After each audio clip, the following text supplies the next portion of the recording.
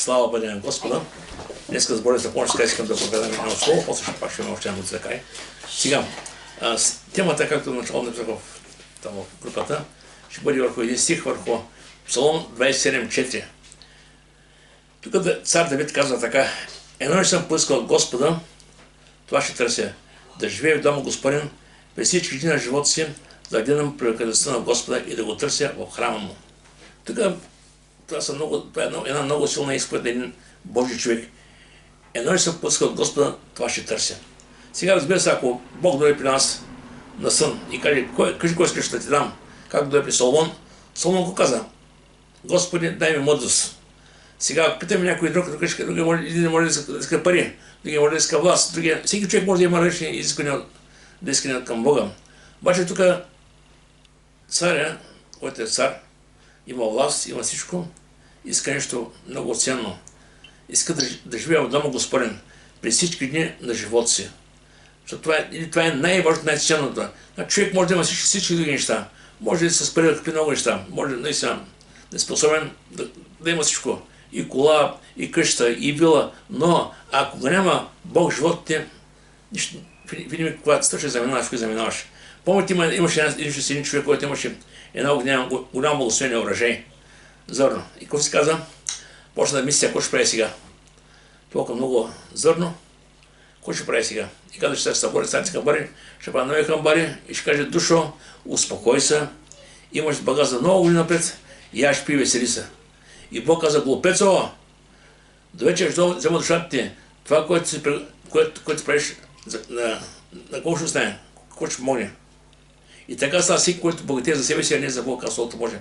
Така че е важно човек, когато живее на тази земя, да осъзнава, че той има дни, които ще има да живее, има време, което тя живее на тази земя, и да знае кое е най-важното. Най-важното е Бог да бъде живота ни. Всичко друго губи смисъл, ако Бог няма, разбирате ме. Самия Исус казва Словото Божие, Матея 16:26, какво ще ползва, ако спечелиш богатството на цялата земя, а загубиш живота си? Представете си, че станеш най-богатият човек, обаче утре се отиваш в този свят. Коя ползва от всичко, ако не си разбрал къде ще отидеш след това? Значи ползва е вечността. Всички други народи, които са на тази земя, Петър каза: живейте като пречисти чужденци. А апостол Павел каза в Тимотей: когато имаш прехрана обикола, ще ти бъде доволно. Самия апостол Павел каза: научи тайната. Съм доволен, каза, и да има да нямам. С ким ще часовник, който не подкрепя. Само Бог обещава Словото Божие в Псалом 31:5. Млад бях, остарях, не видях праведно оставен, нито пътвал за пръсен хляб. Тези неща, които са необходими за нас, Бог ще ги прави, няма да остави. Така че важното е той да бъде на първо място. Помните, когато Авраам нямаше деца и когато Бог му даде дете, какво стана Авраам? Авраам почна да даде повече време за детето, отколкото за Бога. И това не е Бог остана на второ място. И трябваше Бог да го върне към себе си. Какво направи Бог? Каза: Аврааме, ще ми това дете, което любиш, казва, вижте, не прави, което любиш. И там на хълма, жертва. Авраам 3 дни пътува. Знаеш, че Бог каза, той не спориш с Бога, защото знаеш, че Бог знае какво да прави. Бог му обеща, че ще вземе ще има потомство.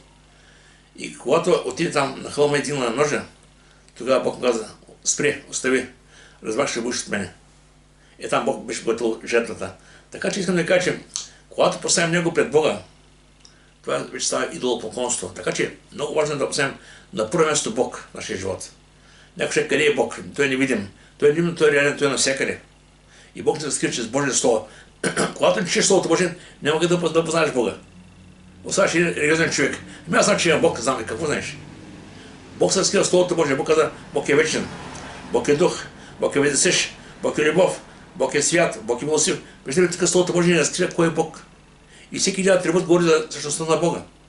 И колко повече се четем Словото Божие, толкова повече почнем да го познаваме, да го разбираме и наистина вече да живеем с разгашен. Сега, целта като цяло, ще казваме нещо по-скоро от Господа. Целта, към как се човек, определи неговия живот. Ето при малко брат Тодор казвам, дъщерята ще учи право.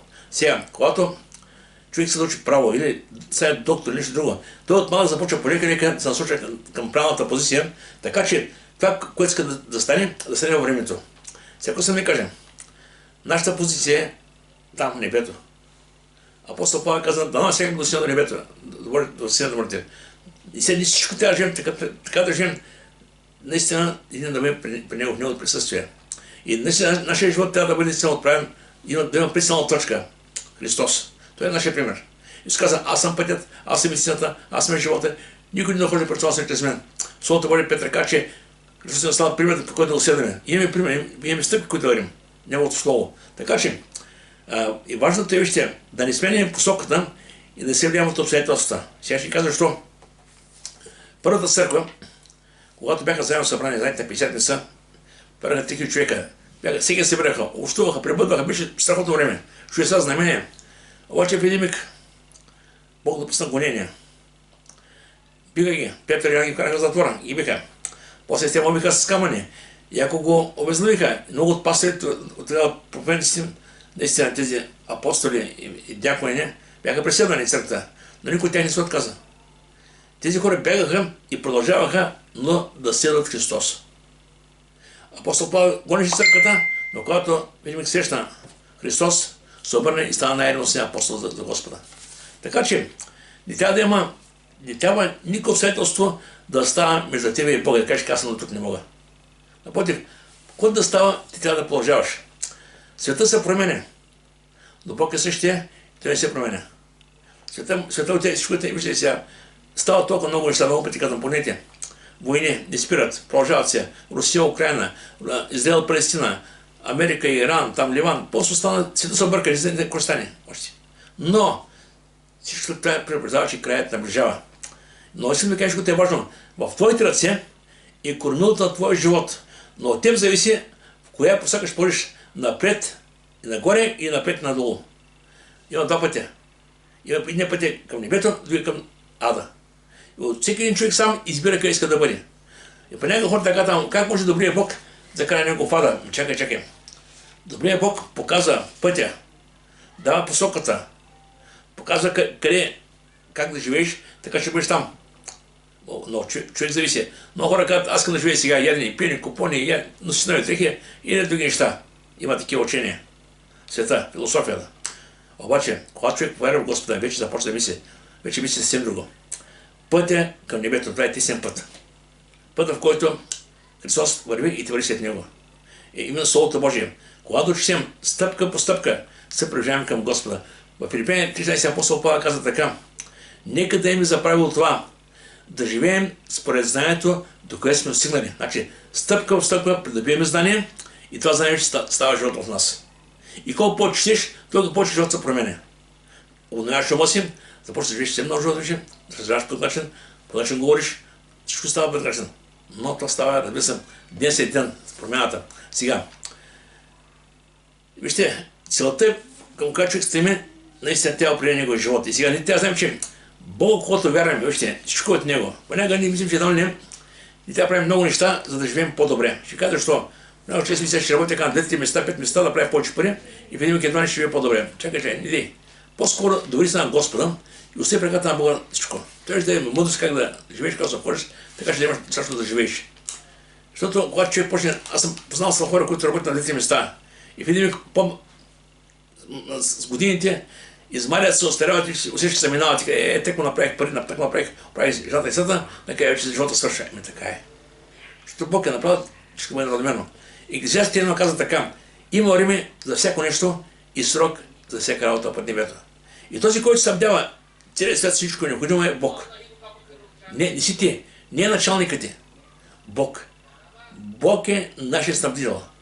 Бог ни дава мъдрост, дава ни сили, работа, да може да се грижим, да може да се всичко, но всичко от Бога. Вижте, Словото Божие казва така: Яков, всяко тайно добро и всеки съвършен дар е отгоре и съд от на светлините, околото няма изменение и сянка на промена. Сега, някой ще казва, Бог се грижи само за правените. Не, Бог се грижи за целия свят. И понякога няма как да разберем. Дай Словото, в Йов казвам, гараните прилита викат към Бога тогава, когато нямат къде да идат. Гараните прилита. Значи, Бог се грижи за целия свят, а колко повече за хората. Сега, искам да кажа, че Бог се грижи за правилни и за неправилни. Някой ще не, това каже не е много честно. Ще кажа честно, защото всеки един човек е Божие творение. Всеки един човек. И вярваш и не вярваш. Сега друго е, вярваш вече Божие дете. Това е разликата. Но, сега, знаете, аз съм бях казал нещо, пак ще го кажа. Едно дете е питало своя баща, те са били християни. Тате, защо Бог не премахне лошите хора, да остави само добрите? И бащата ти казал, моето момче, Бог обича лошите, искат и те стават добре, да се покаят. Добре, не е ли по-добре казвам, да обим казвам лошите, ще оставим само добрите. И бащата казал, моето момче, ако не убием добрите, ще оставим само убийците. Че колко мъдно. Понякога не си мислим, че едно не, ако Бог учи злото, едно не ще играем. Едва не ще бъде. Не, Бог остава да живеят, словото Божие казва, и плевелите, и житото ще да бъде наедно. Но дава шанс на хората да се обърнат и бъдат спасени. И тъй като Бог знае много добре какво е приготвил небето, знае какво е приготвил за ада, за дявола, и Бог ти желае нито един човек да отива там, вижте сега. В Матей 5 глава казва така, защото той прави слънцето да изгрява и на злите, и на добрите, дава дъжд на правените и на неправените. Това го прави Бог. Но това го прави, но целта на Бога, знаете каква е? Целта на Бога е всеки един човек да чуи за него, да дойде при него, да повярва да спаси. Това е крайната цел за човешки живот. Някой каза, ако кажеш коя е целта, ще кажем да създадеш семейство, другия да създадеш потомство, другия ще каже да създадеш дърво, да правиш къща. Всеки човек в този свят, който не познава Бога, си има своята философия. За какъв си на живота му. Но истината на човешки живот е човек да потърси Бога и да ви се спаси. Амос 5:6 казва така, потърсете Господа и ще живеете. А Еремия 9:13 казва така, и ще ме потърсите и ще намерите това, което не потърсите с цялото сърце. А в Тимотей виж казва сега, Тимотей, тук е изявена Божията воля за хората. Това е добро и благоприятно пред Бога нашия Спасител, който иска да се спасят всички човеци и да достигнат до познаване на истината. Значи виждаме, че Бог иска всички хора да се покаят. Разбира се, това е истина, това е Божието желание, но в крайна къща благата вест достига всеки човек, но всеки човек за себе си избира дали да вярва, дали да не вярва. Сега, тук е следното на самия псалом. Псалмистът каза, едно ще съм поискал от Господа. Това е един Божий човек с една Божия изповед. Сега, едно ще съм посъдълстван. Сега някой ще каже, добре, не се живеем в такива динамични времена, в които наистина имаме необходимост от много неща. Искам да ви кажа, че човешки необходимост не са били много. Ще кажа, що е сега, например. Семейство, дом, деца, къща, работа, после бъдеще и всичко е свързано с работа с финанси. Винаги е било така. Но Божия слово ни казва нещо важно. Че има нещо, което е отпред тези неща. Което е надчко. Защото ще кажа, защо? Примерно казва за богаташа, който беше богат и цялото си богатство ще ти пада, ако не се покаял. И сега, имаше и друг човек, който беше беден, той пък отива в рая. Помните богаташа Лазар. Тук става дума за богатство, не става дума за пари. Тук става дума за вяра. Самия Христос Словото Божие каза така, когато е човешкият син, ще намери вяра на земята. Вяра. Сега, в Матей 6 глава, 25 стиха така, сега ви казвам, не се безпокойте за живота си. Какво ще едите? Какво ще пиете, тялото си, какво ще облечете? Не е ли животът е повече от храната и тялото от млекото? Прежда на небесните птици нито сеят, нито женат, нито жените се събират, пак небесните тези ги хранят. Вие не сте ли много по-скъпи от тях? Бог снабдява нуждите на цялата вселена. Няма как да разберем. И той същия Бог, който снабдява нуждите, е твоят и моят баща. И той каза, нямате оставя, няма да забрави. В Исаия каза, даже майка, кърмънца, да остави същите, аз пак няма да оставя, аз пак няма да забравя. А в Захария 8 каза, ако някой докача вас, докача зените на окото ми. Виждаме, че ние сме ценни пред Господа. И тук сега той каза така, и те не думайте, не се безпокойте, кой ще идете, кой ще идем, кой ще пием, кой ще учим. Затова се безпокои света, които те познават Бога. Той каза така, на първо търсете Негово царство и Неговата правда и всичко това ще се прибави. Значи, няма значение в какво време живеем, ще ви кажа защо. Да, скоро тази брат каза така, нали, много от нас сме преминали през различни изпитания понякога. Често минаваме. Обаче Словото Божие казва, че последния ще бъдат усилни времена. Всяко значи. Тук не говорим само за едно изпитание. Тук е за време. Време, в което наистина може би ще бъде трудно време за живот. Както в момента в Африка сега, прямо там, в Нигерия, има други места, които християни после избиват. Като цяло куче да убият, цяло зайци убият. Така да, има това нещо. И те са големи неща. Няма как да преосмислим. В момента ние живеем в България мирно време. Слава добре на Господа. Обаче, като цяло, сърцето винаги имало изпитания. И в тези изпитания именно Божията сила, Божията благодат, Божия дух са тези, които дават сила на хората да устояват. Аз казах преди малко, помните първата църква. Петър е на затвора. Стефан би с камъни. Яков е зламен. Подат кажем, Петър е той затвора. Но нищо от това не може да спре църквата. Тези хора излизаха и продължаваха. Съм да кажа, че няма такава причина, която да спре благата вест. И когато тя е номер едно, това е нещо, което го държиш в сърцето си, нещо, което искаш да го направиш. Тоест да свършиш работа. И след като Словото Божие, нещо, което никой не тя забравяме, че Христос даде себе за нас. Това е най-важното и ценното. Словото Божие казва така, Йоанна 6:8, защото седнах от небето, не е моята воля да вършам, а волята на този, който ме е пратил. И в Римляни читах така, който ме е предаден за Христос, за нашите прегрешения и бива син за оправданието ни. Той умря заради тебе, умряме с тебе. Сега дума на основание на неговата жертва, ние че имаме достъп до небето. Слава да бъде на Господа. Сега, във 2 Коринтияни 5:27 Словото Божие казва така, Бог направи грешен онзи, който не е знал грех, да знаем, че с него ние правим пред Бога. Значи Христос взема греха на целия свят върху себе си. И там на кръста го разпъна.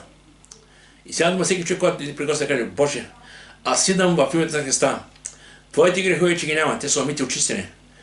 Бог не вижда през призмата на Христовата кръв. Сега ние понякога старите неща ги помним, не ги забравяме. Обаче Бог ги забрал, Бог ги оставил тях вече. Евреи 10 месеца казва така, и греховете, и беззаконията ми няма да помня за винаги. Човек към тия ще вижте, старите мисии, към стария живот, понякога водят човека назад. И това е страшно. Затова апостол Павел предупреждава, вижте. Няма значение откъде си дошъл. Няма значение как си живял. Значение е, когато приемеш Бога, как продължаваш. Това е значение, вижте. Бог не ти държи сметка за твоето минало. Бог ще държи сметка за момента, в който приемеш Христос, докато живееш напред. И казва така. Сега проче това казвам, заявявам Господа, това казва апостол Павел. Да се охорите вече, както се охорите ежедневно си, по своето цветен ум, по мрачение в разум и страни на живота от Бога, поради невежеството, което е в тях и поради закореняването на сърцата им, които изгубили чувства, се предадат с страстие да вършат ненаситно всякаква нечистота.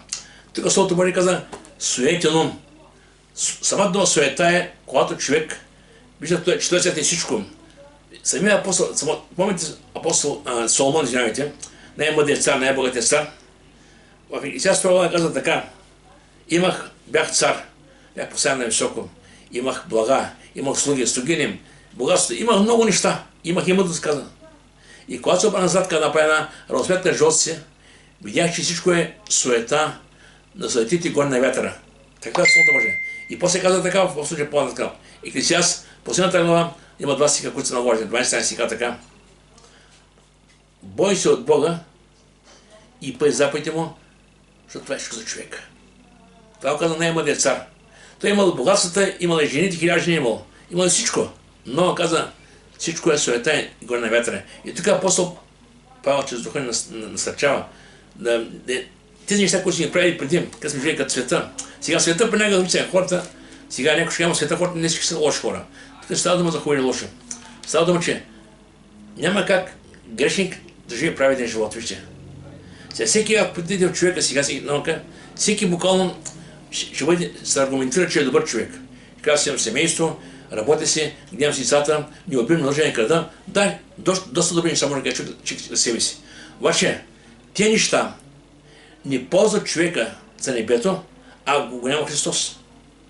В Исаия Словото Божие казва така, вашите праведни дела са като мръсна дипа пред Него. Първо тя да е вярата в Господа и после че делата. Защото някой казвате, бъди добър, прави добри неща и Бог ще зачете. Добро, но нищо не струва. Бог нам приема на основание вяра в Христос. На основание този, който умря с нас. И когато идем при Бога, силно ние сме умрели на кръста. Разберете ме. Защо съм умрял с нас? Той умря заради нас. И когато те при казват, Господи, прости ме. И тогава нещата се получават. Слава да бъде на Господа. Сега, в Самия Петър виж кога каза относно нашия живот, в когато дойдем при Бога, как да живеем нататък. За да живеете през останалото в цялото време, на това време, което остава на тази земя. Не вече по човешки страсти, не така как се живел допреди, е вече по Божията воля. Значи, виждам, че има разлика, има контраст. Плътта, старият човек, винаги иска старото. Там, където си бил. Копне за там. А новият човек, който е в тебе, ново създание, той копне за новото. И от тебе зависи на колко даваш приоритет. Има хора, които приемат Бога. Говорят за Бога, ама живеят като... И зато Исус казва, защо ме зовете Господи, Господи, а не вършите това, което ви казвам. Значи Бог не се впечатлява само от хубави думи, от философски думи. Бог иска да ви промени живот. Това, което става в тебе, това трябва да бъде не само в статия, но и в живота ти, като начин, като на обхода. И каза така, защото доволно е миналото време. Вижте, Бог каза, доволно е, каза, достатъчно е миналото време. Кога сте живели така, както живеят вече личниците, като се прекарах нечистоти, в страсти, при напийства, при робание, напиване и образни наслужения. И ако ще се всека много голям. Бог каза, доволно е това минало време. Или сега дума, Бог не съди човека за неговото минало. Той не каза, ти виж така. Не. Той каза, остави всичко, забрави. Значи, аз съм да приел. Прости ти греховете, вече са почти нов живот. Ти Словото Божие казва в 2 Коринтияни 5:17. А ако е някой Христос, той е ново създание. Старото време, ето всичко стана ново. Сега, ново създание търси вече новия човек. Вече иска да общува с Бога по-често и по-често. Да търси Неговата воля. И наистина, когато човек търси Господа, непременно Бог не се крие. Бог му дава откровение да разбира наистина как да живее, какво да върши сега. В Колосяни ти каза така. Да казвам, едно ще относно това ще търсят, така псалмиста. Относно търсят, ви каза така. И те, ако си били възкресени заедно с Христа, търсите това, което е горе, те се идват Христос ясно на Бога. Това, което е горе. Сега думам, вечността слезе на тази земя чрез Христос. И мина Христос открил чрез Словото Божие.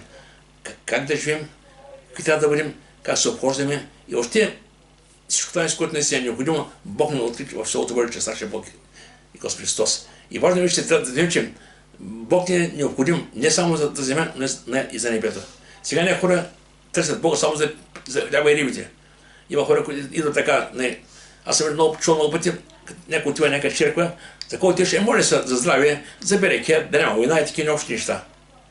Но ще разбира, като чуем изповедта, която го човека, мога да разбира какво става в него. Когато човек е духовен, той иска покаяние, спасение на човешка душа. Защото Словото Божие казва, цялото небе се радва, когато една решава се кае. А в Псалом 17 казва така, блажен, он не наричайте Господ е Бог. Нашата цел като християни е да светим на този народ, да могат да разберат и със светлина, се обрат към Бога и да наистина да има спасение все повече хора. Колко повече, ако народът наистина се обърне по вяра, не е ли това, не е традиция, не е религия, а вяра в живия Господ сега. И така в Коринтияни 15 глава, Коринтияни 15 глава, Словото Божие казва така. Коринтияни 15 глава, казва така. Ако само в този живот се надяваме на Христос, то ще сме най-много съжаление. Ако само този живот се надяваме. Значи, цяла дума, ние трябва да се надяваме на Господ, че приемайки го от днес и сега, започвайки живот с Него вече. Вече ние сме в един път, с който искаме да продължим с Него до край. Това не е само да кажеш, здравей, здрасти, аз съм Ели, кой си запознаем, си толкова, после разделяме, няма такова нещо. Словото Божие казва, че този, който се появял, който е приел Христос, става един дух с Него. Значи, какво значи? В момента, който се покаяме и го приемем, ние вече ставаме едно с Христос. И това е много важно да го разбираме сега, че Словото Божие казва така. Но който се съединява с Него, става един дух с Него. Значи, в момента, който се покаяме пред Бога, ние ставаме едно с Него. Зато Божие Слово каза, ние сме нарича Божии деца. За мен си не стогиваме приятели. Вземе близостта, която наистина почваме да имаме. И наистина тази близост е както добре, така и отговорност наша страна. Как живеем? Как показваме на хората този, който вярваме или този, който живее в нас? Това е наша отговорност. Ако ние живеем пак стария живот, какво показваме кажете ми? Важно е наистина тази промяна, стъпка в стъпка, наистина да бъдем отговорни. Да оставим Бог да нам промени, хем Господи научи ме наистина да живеят според Твоята воля. И сега, Псалом 27:8 казва така. Когато ти ми каза, търсете лицето ми, моят сърце ти каза, лицето ти ще търся Господи. Значи важно е наистина да има взаимоотношение и да си търсим, да се приближаваме по-близо до Господа. И сега, идва наистина въпросът е сега като християни, как да пристъпим към Господа, това е много важно. Как да пристъпим към Господа. Сега някой казват наистина, може би нещо трябва да правим нещо с някакви ритуали, някакви традиции, при някои има хора, които обикалят църквата, да минат по църквата и мисля, че наистина това е начин, по който се приближават при Бога. Обаче Словото Божие казва така, вижте. Псалом 105 казва така: търсете Господа и Неговата сила, търсете лицето му винаги. И сега, а Псалом 100 казва така, Псалом 104 казва така, как да е при Господа. Влезте през вратите му с благодарност и доройте му с хваление. Значи една дума. Когато идем при Господа с хваление, с благодарност, с благоговение, потом ние се приближаваме при Него. И сега, идва има въпрос, как да търсим един, когато не виждаме. Това е много интересно сега. В Тимотей 6.16 казва така, за нашия Бог, че е всяко интересно. В 1 Тимотей 6.16 казва така: който сам притежава безсмъртие, става дума за Бог, обитавайки в непристъпна светлина, когато никой човек не е видял, нито може да види, когато да бъде чест и вечна слава. Амин. Слава да бъде на Господа. Сега, как да бъдем един Бог, който не виждаме, и как се приближаваме към един Бог, който не виждаме? Как да познаем Бога? Вижте, Бог стана познат чрез Христос. Вижте, в Йоанна 1.7 казва така: този, който изяви Бога между човеците, е именно Господ Исус Христос. Когато четем Словото Божие, когато виждаме делата, когато четем думите, които говоря, наистина Исус казва Словото Божие, думите, които говоря, дух са и живот са. Това са думи, които наистина водят човек към спасение, към новорождение, и на тези думи наистина вършат човек си работа в нашия живот. Никой, когато не е видял Бога, единородният Син, който е в лоното Отца, той го изяви. Христос до едината земя и изяви Бог. Сега идва въпроса сега. Кое е това, което пречи на хората да стоят близо до Бога? Сега това е въпросът. Защото така, че Бог иска, той иска да се разкрие, иска да го познават, но пак от човека зависи дали ще прави крачката на вяра напред. Защото Яков казва така: приближава се при Бога, се приближава той към вас. Значи видим, че инициативата оставим човека. Ако Бог да има всякъде, Бог иска ние да правим крачка на вяра към Него и той е готов да не се разкрива. Но има неща, които пречат на човека да разкрие себе си. Ще кажа къде е причината вече сега. Исаия 59.1 казва така. Вижте внимателно тези думи. Ето ръката на Господа не се е скъсила, че да не може да спасява. Нито охота му е оглушало, че да не може да чува. Но вашите беззакония са ви зръчили от Бога ви и вашите грехове са скрили лицето му от вас. Те ще да чуе. Виждаме, греховете ни са скрили лицето от Бога. Значи, ако човек продължава да живее в греха, също време вика към Бога, ще има да чака Бог да отговори, да каже така. Макар че малко не е много сериозно да се върна. Когато говорим на Бога, трябва да внимаваме какъв живот живеем. Защото молитвата е важна, да, тя е хубава, обаче при това е важен какъв живот живееш ти. Фарисеите говориха много, знаете, те се молиха, излишно се молиха, обаче нямаше отговор. Бог се даде сърца променени. Хора, които бъдат истински пред Него. И сега, Авакум 1.13 Словото Божие казва така: понеже си свят и не можеш да идеш благословен на греха. Това е единственото нещо, което Бог не може. Няма забравя преди много години, когато учи Библейска академия Лаус, там лектора каза така: има нещо, което Бог не може. И към ние всички там 50 човека академията, всички един глас: няма нещо такова, което Бог да не може. Помислете, каза, че сте Библиите. Към всички чел с Библията как за Бог няма нещо невъзможно. И той каза: има нещо, което Бог не може. Отведете каза Авакум 1.13. Там пише: понеже си свят и не можеш да гледаш благословен на греха. Не може Бог. Тъй като Бог и той е избрал да ни приема греха. Затова Христос дойде умря за греха, да може хората, които са грешни, чрез вяра в Него, да имат достъп до небето. И вижте сега, беззаконието е страшно. Словото Божие казва така: нищо свет гордилите пред твоите очи, ти мразиш, които вършат беззаконие. Защото ти си Бог, който се удоволства беззаконието, нечистият няма да живее пред тебе. Не е пазна в Откровение 27 казва така: и в небето не ще влезе нищо нечисто. И ще виждаме колко е важно наистина. За да че греха, беззаконие са неща, които в момента изглеждат наистина пренега приятни. Знаете ли? Греха е нещо, което днес го правиш с удоволствие, обаче не ще платиш, после платиш заплата. Ако пожелаш там да живееш. Заплата на греха е смърт. Разбирате колко е сериозно. И Христос за това умря. Представете си, ако може някой да спасти човека, без да има изкупление, Исус няма на тази земя. Той го направи за нас, да мен и тебе, да можем ние ще вярваме в него да имаме вечен живот. И въпросът е да знаем колко е важно да пазим себе си. Вижте, всеки, който върши грях, върши беззаконие, защото греха е беззаконие. И знае, че той себе да носи греховете, в него няма грях. Слава да бъде на Господа. И важно е, вижте, покаянието е и ходене светлината, връщат ни в общението към Бога. Всяко начин. Човек се покая пред Бога и обаче и ходи в светлината, ходи вече наистина в Словото Божие, наистина има наистина желание за нова промяна. Защото, знаете, има хора, които се покаяват и след следващия момент са пак са там, където са били. Това не е покаяние. Покаяние е обръщане гръб на греха. Казваш, да, Господи, прости ме и започне нов живот. Няма как да продължиш в старите стъпки и да кажеш, аз съм вече нов човек. Не си нов човек. Новият човек живее нов живот. И тук сега, в първия на Словото Божие казва така, че наистина, ако речем, че има общение с него, а ходим в тъмнината, лъжем се и действаме според истината. Значи, ако кажем, че сме християни, пък ходим по греха. И какво се казва така, ако речем, че нямаме грях, лъжем се и истината не е в нас.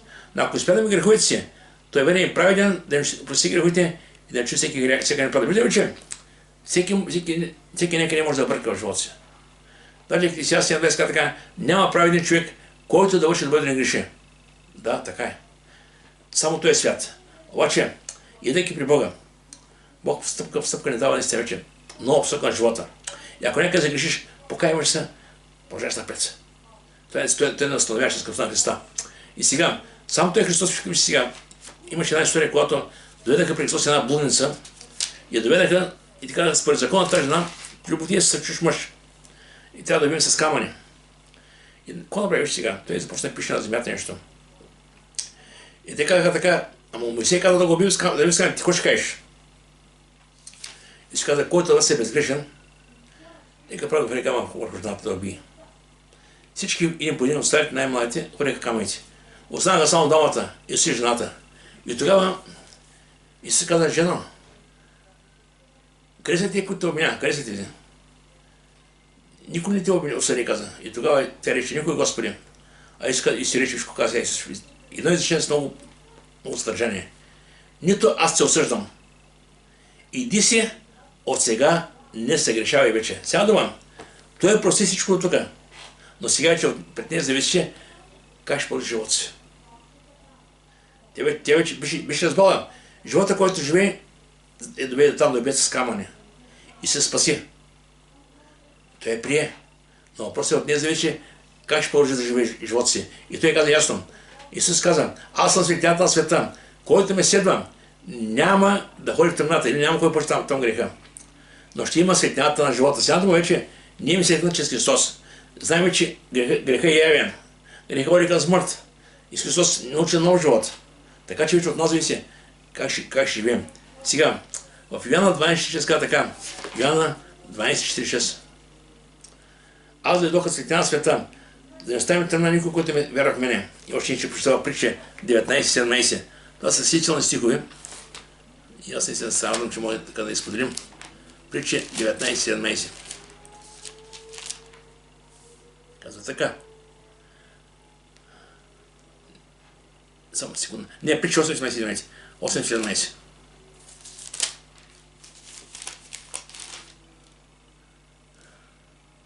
Аз любя онези, които ме любят. И онези, които ме търсят ревностно, ще ме намерят. Виждате така всяко става. Не само търсим Бога, когато имаме. Има хора, които идват при Бога само това, когато имат нужда. Сега, когато някой... Знаете какво става? Понякога съм бил много при така моменти, в които идват при някакъв пасторе, така и така станеш лошо, децата ми се мъжеме. И дай се моля, да викам, добре, ще се моля, няма проблема. Обаче, свърши вече, минава времето. Добре, ви пресилите ми, ходите на църква, никой никъде. Добре, ви идвате при Бога като бърза помощ. Едва ли не, Бог го има, той си там някъде чака, и трябва да живеем живота без него. И когато дойдат трудности, Боже, ти къде си? Чакай. Бог винаги е навсякъде. Но Бог иска да има взаимоотношение със своето творение. Иска хората да го търсят не тогава, когато се създаде, а винаги просто да бъде с него. И това е много важно, наистина, това сега. И вижте, Словото Божие каза, коя беше целта на Давид? Да живее в дома Господен през всички дни на живота си, през всички дни. Значи няма ден, в който да искам да бъда далеч от Бога. Това говори именно за вярно сърце. Значи сега дума Божието присъствие. В Стария Завет имаше храм. Соломоновия храм, Бог искаше да му прави храм.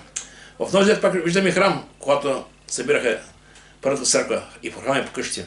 Сега вече храма и всяко на събрание, двама и трима, това е място, където Бог присъства. Храма и в нас, вътре. Ние сме храм на Бога.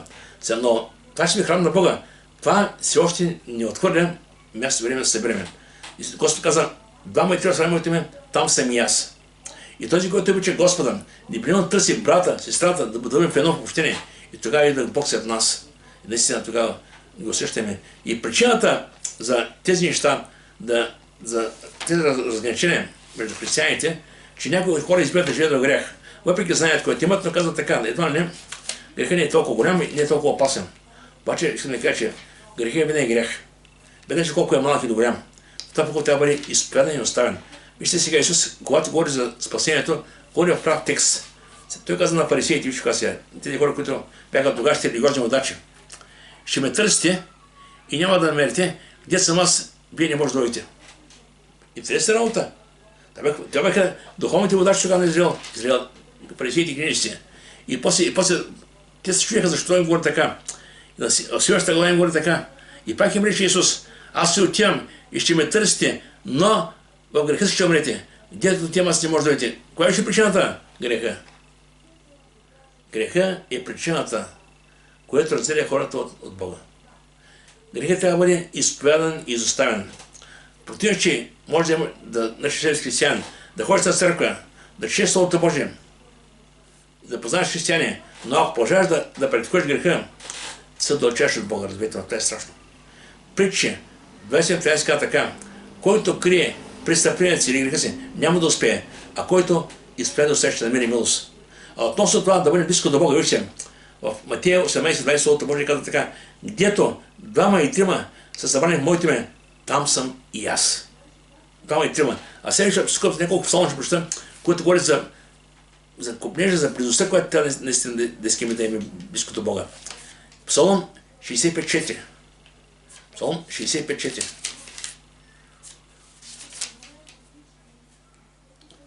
Блажен човекът, колкото избираш и приемаш, за живея в твоите дарове, ще наситим от богатите на твой дом, на светият ти храм. Тук не става дума за физическо защитение, тук става дума за духа, от душата. Да не се усещаш, че този, който е направил небето и земята, той е твоят баща. И наистина няма нещо, което Бог да те лиши. В Словото Божие каза, ето моят Бог ще ви всяка ваша нужда според своето богатство слава. И Бог е този, който не остава своите деца, никой не. Защото в Псалма, така ще вижте там към края вече. В 36 Псалм, 8 си казва така. Псалм 36, 8, 9.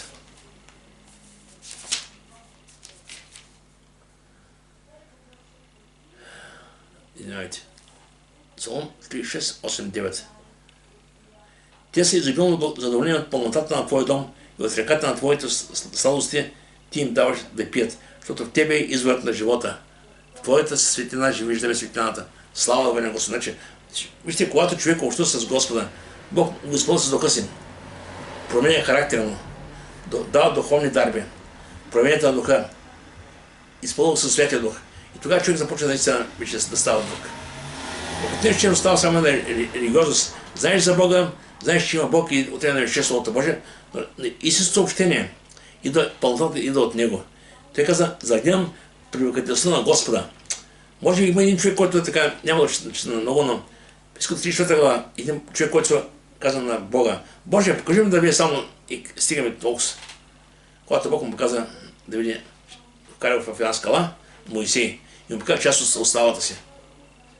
Но искам да кажа, като цяло, когато Бог се явява на израелтяните в планата Синай, какво е някъде, помните ли? Грамотевици, светкавици, земетресения, оплашка всички. И тогава втори закон каза, когато бяхте на планата, вие образ не видяхте, но чухте глас. И днеска силата е в гласа.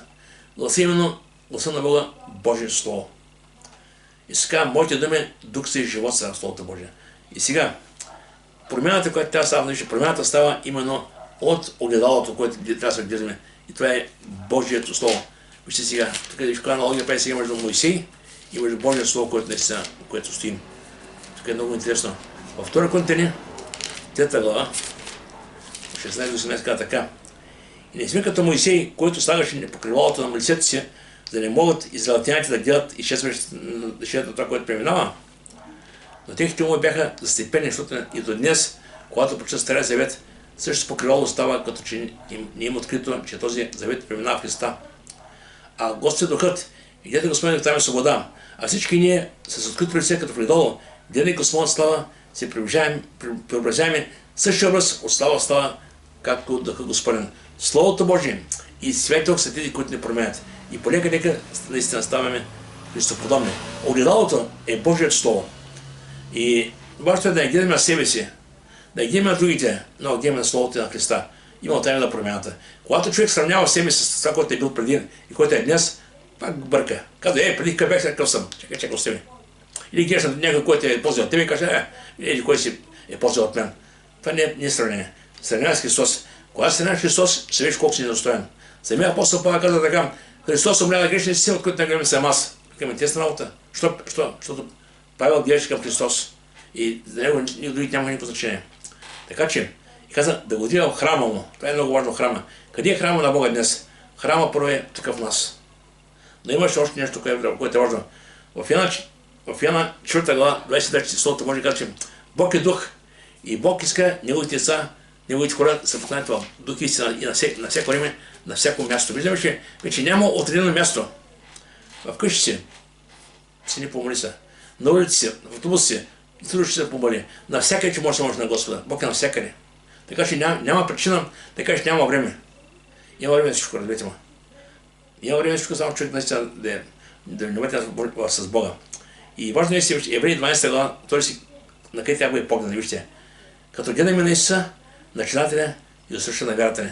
Нашия поглед трябва да бъде винаги отпеян с вяра към небето. Така че няма да се притесняваме, но нека, както псалмистът каза, едно ще се подсъл за това ще търся. Значи нашата сила да бъде не този свят, да благоуспяваме, да преуспяваме, да бъдем колко силни.